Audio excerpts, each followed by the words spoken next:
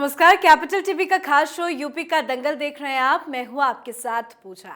कहते हैं राजनीति में कुछ भी संभव है, कभी कोई इस पाले तो कभी कोई उस पाले। यूपी के दंगल में आया राम गया राम की स्थिति बड़ी दिलचस्प होती है। इस बार भी यूपी के दंगल में चुनाव से ठीक पहले बीजेपी के कई विधायकों ने बीजेपी का हाथ छोड़ दिया और अब वो सपाई हो गए हैं। स्वामी प्रसाद मौर्य और धर्म सिंह सैनी के साथ अन्य 6 विधायकों ने सपा की सदस्यता ग्रहण कर ली है। इस दौरान कई बड़े बयान भी अखिलेश यादव ने दिए। तो आज यूपी के दंगल में इस दल बदल की राजनीति को समझेंगे। चर्चा के लिए हमारे साथ स्टूडियो में मौजूद हैं कैपिटल टीवी के editor in chief doctor Manish Kumar. Doctor साहब, बहुत बहुत स्वागत है आपका। धन्यवाद। बहुत दिनों से चल रहा था, एक एक करके विधायक छोड़ रहे थे, अब तो 8 विधायक जो है वो सपाई हो गए हैं। तो ये जो दल बदल की राजनीति चल रही है, उससे क्या बीजेपी को कोई इफेक्ट पड़ेगा? देखिए, ओवरऑल मैं बार बार इस बात को कह रहा हूं कि जो पार्टियां कार्डर बेस्ड पार्टी होती है उसमें आदमी आएगा जाएगा। भाई ये ओबीसी लीडर्स हैं, यही कह रहे हैं कल्याण सिंह से बड़ा लीडर है क्या ये? हाँ, उनकी पैर की धूली भी नहीं है ये सब। उनके जाने से क्या भारतीय जनता पार्टी खत्म हो गई या बिल्कुल ही चौपट हो गई? भाई ओबीसी लीडर एमपी के अंदर बहुत बड़ी लीडर है उमा भारती। उमा भारती से बड़े लीडर हैं क्या ये? अपनी कंस्टिट्यूंसी तो इन लोगों से समझेगी नहीं। उमा भारती तो वो है कि जो अपने कैंपेन से भारतीय जनता पार्टी को चुनाव जितवाई थी। पार्टी छोड़ के चली गई, क्या हो गया? पार्टी को कोई फर्क पड़ा? नहीं पड़ा। राजनीति में लीडर्स इधर उधर आते जाते रहते हैं।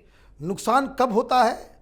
जब आपके, इवन मैं आपको बता रहा हूं कि नुकसान तब होता है जब आपका टॉप लीडरशिप आपको छोड़ के जाता हो। उससे थोड़ा बहुत नुकसान होता है कि जैसे कि उमा भारती हो या फिर कल्याण सिंह, तो पार्टी को थोड़ा सा झटका लगता है, आपको नया चेहरा ढूंढना पड़ता है। अब ये लोग, ये तो सब खुदरा सामान है भाई। क्यों करते हैं ऐसा, इसको भी समझ लीजिए, बेसिक आइडिया। और क्यों गए हैं मैं आपको पूरा आज पूरी डिटेल, पूरी इनसाइड स्टोरी बताऊंगा। आपको समझ में आ जाएगा कि आखिर हुआ क्या है। मैं बार बार इस बात को कहता हूं कि जो एमएलएज होते हैं, चाहे वो बीजेपी के हो, कांग्रेस के हो, समाजवादी पार्टी के हो, ये कोई विचारधारा से, किसी संगठन से, किसी बहुत बड़े आइडिया के लिए वो राजनीति में नहीं है। ये समाज सेवा के लिए राजनीति में नहीं है। राजनीति इनका धंधा है। ये उस तरह के रोग एलिमेंट्स हैं जो नोट कमाने के लिए बीजेपी में चले जाएंगे, समाजवादी में चले जाएंगे, कांग्रेस में चले जाएंगे, तो बीएसपी में चले जाएंगे। और इन पार्टियों की भी मजबूरी है, चाहे वो भारतीय जनता पार्टी हो, चाहे कांग्रेस पार्टी हो, समाजवादी पार्टी हो। इनकी अपनी मजबूरी ये है कि इनको चुनाव जीतने वाले उम्मीदवार चाहिए। तो चुनाव जीतेगा कौन? जिसके पास ब्लैक मनी होगा। एकदम राफ साफ बात है ये। चाहे वो किसी भी पार्टी का हो, माल ढूंढते हैं लोग।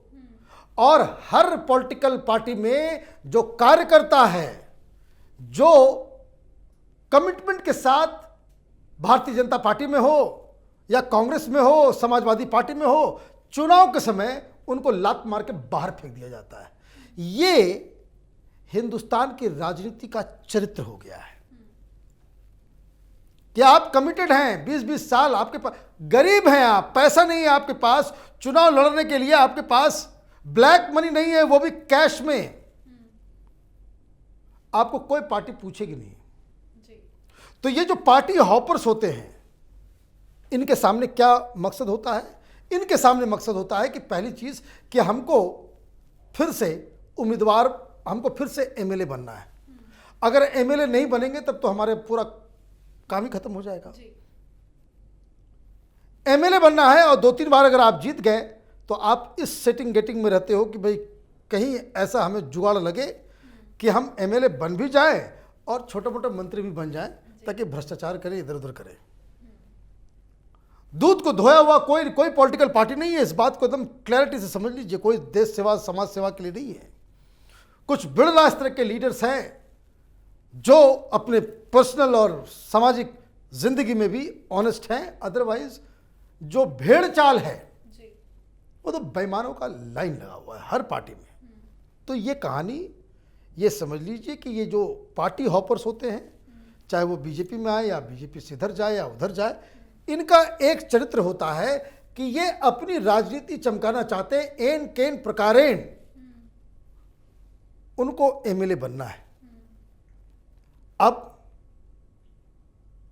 ये लोग कौन हैं? क्या हो गया भाई अचानक से ये पतझड़ की तरह जो है पेड़ से पत्ते धड़ धड़ करके गिर रहे हैं, और क्यों गिर रहे हैं? तो हमने पता किया, मालूम चला कि भाई तीन सर्वे भारतीय जनता पार्टी की तरफ से कराया गया। एक राज्य सरकार की तरफ से, एक केंद्र सरकार की तरफ से, और एक जो प्रधानमंत्री मोदी का पूरा ये व्यवस्था करते हैं वो गुजरात से पूरी टीम आई थी।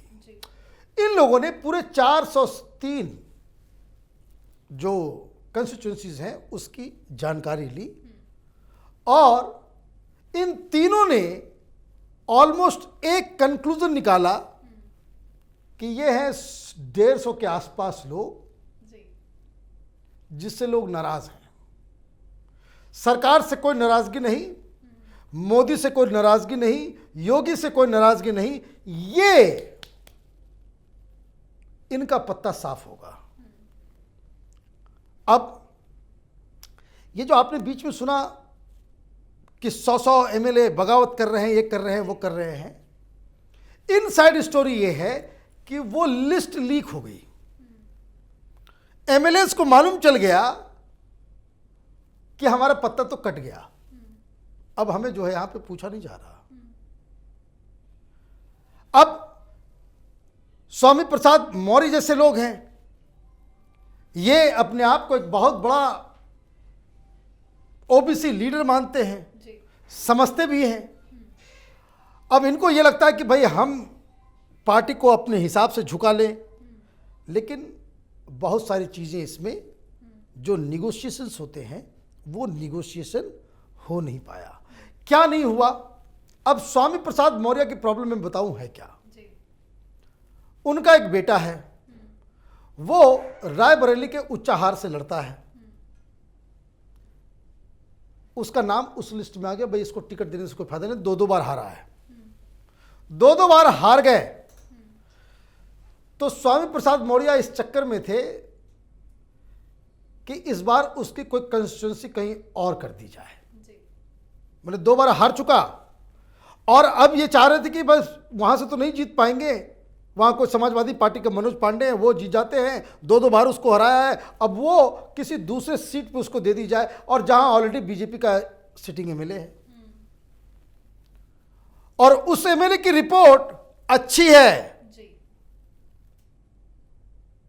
तो एक तो बेटी ऑलरेडी सांसद, आपने ब्लैकमेल करके पार्टी को कि भाई हम बहुत बड़े ओबीसी लीडर हैं, सैनी समाज के सबसे बड़े, तो बेटी को भी दिलवा दिया, जो नहीं होना चाहिए। जो भारतीय जनता पार्टी कहती है कि भाई एक परिवार से एक आदमी, तो वो नहीं देना चाहिए था, लेकिन फिर भी दिया गया।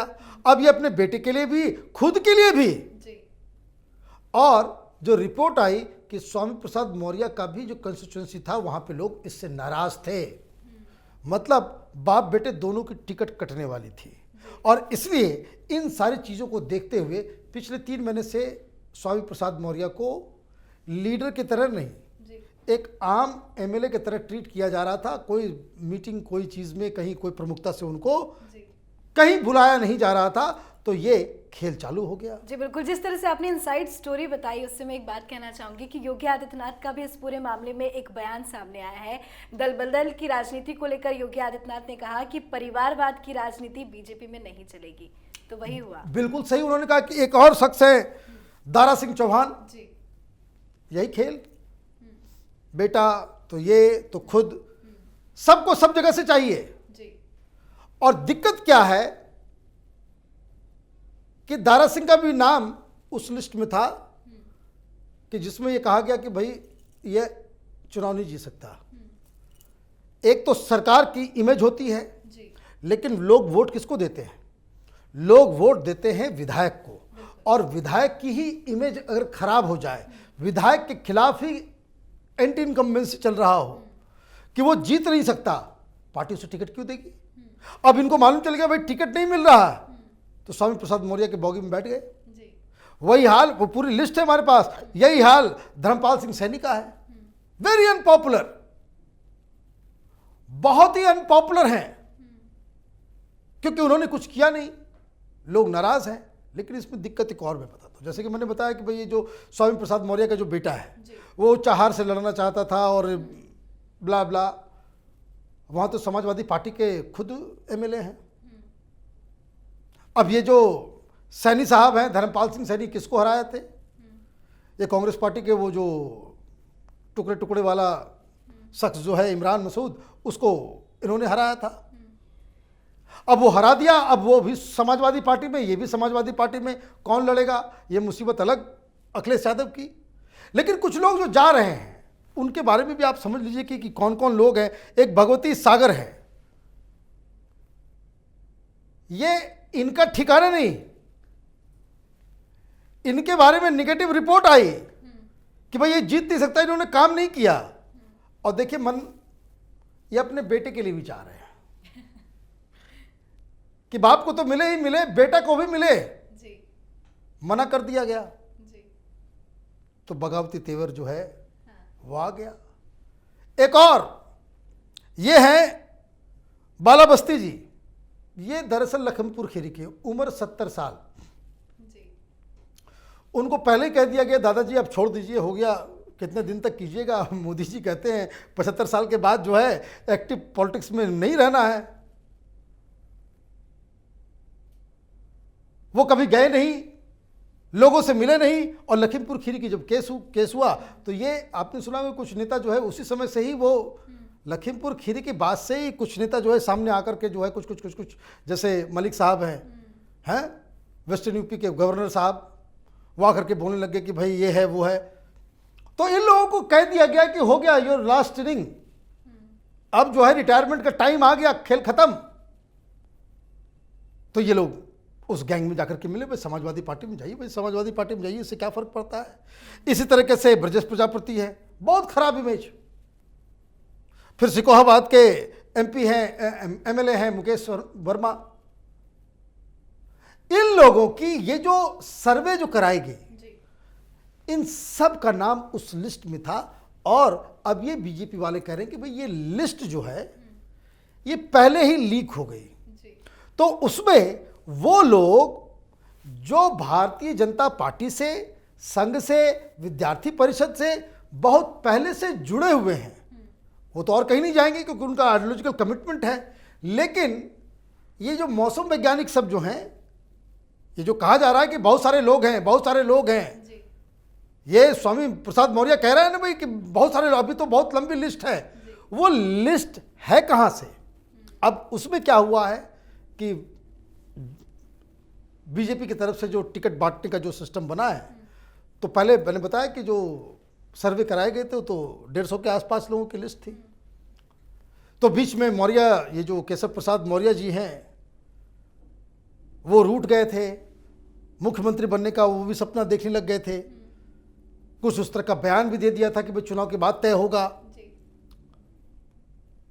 तो लोगों को लगा कि भाई थोड़ा सा ये, तो 100 उस 150 में फिर से रेक्टिफाई किया गया कि ऐसा कौन कौन है जो निकल सकता है, तो 100 पे पहुंचा।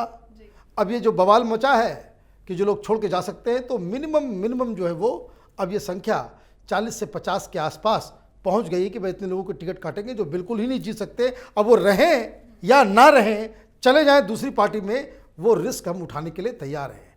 लेकिन इन सब चीज़ के बीच एक काम जो अखिलेश यादव करने में सफल हो रहे हैं थ्रू मीडिया। अभी आप देखिए सारे मीडिया को, जरा मीडिया के चरित्र को भी समझना जरूरी है। घूम रहे हैं अखिलेश यादव हैं, बड़ा प्यार से दिखाया जा रहा है और फुल टॉस बॉल दिया जा रहा है उनको, सवाल ऐसे जो पहले से निर्धारित, और ये फुल टॉस बॉल पे वो अच्छी बैटिंग कर रहे हैं।